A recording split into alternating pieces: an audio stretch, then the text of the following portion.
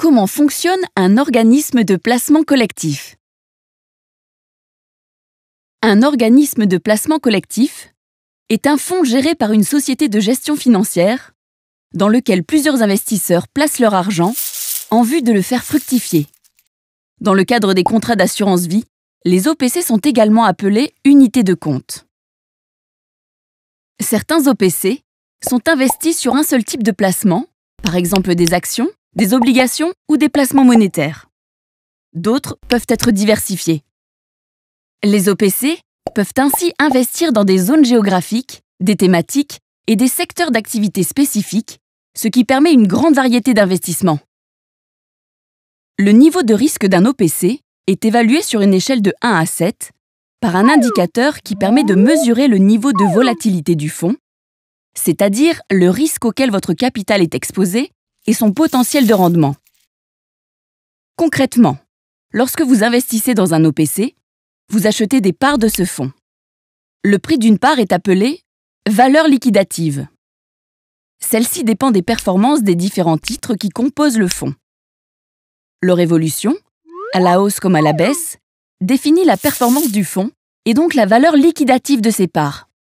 Ainsi, lorsque vous décidez de revendre vos parts, leur prix peut avoir augmenté ou bien diminué. Il existe 2 modes de gestion d'un OPC, la gestion passive et la gestion active. La gestion passive consiste à répliquer un indice boursier, comme le CAC 40.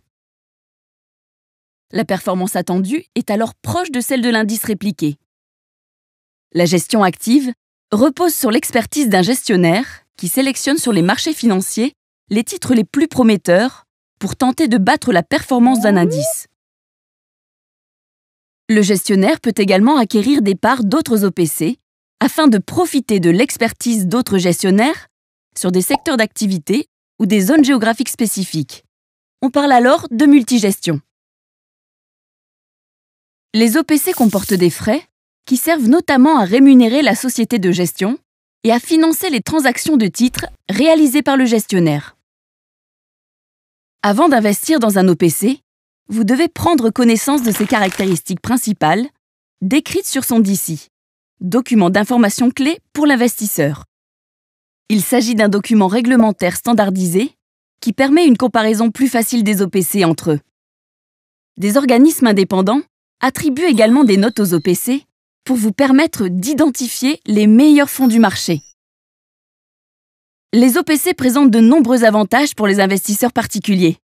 Ils permettent d'accéder à des placements, d'ordinaire réservés à des investisseurs institutionnels, mais aussi de bénéficier de coûts de gestion financière moindres en raison de la mutualisation des investissements.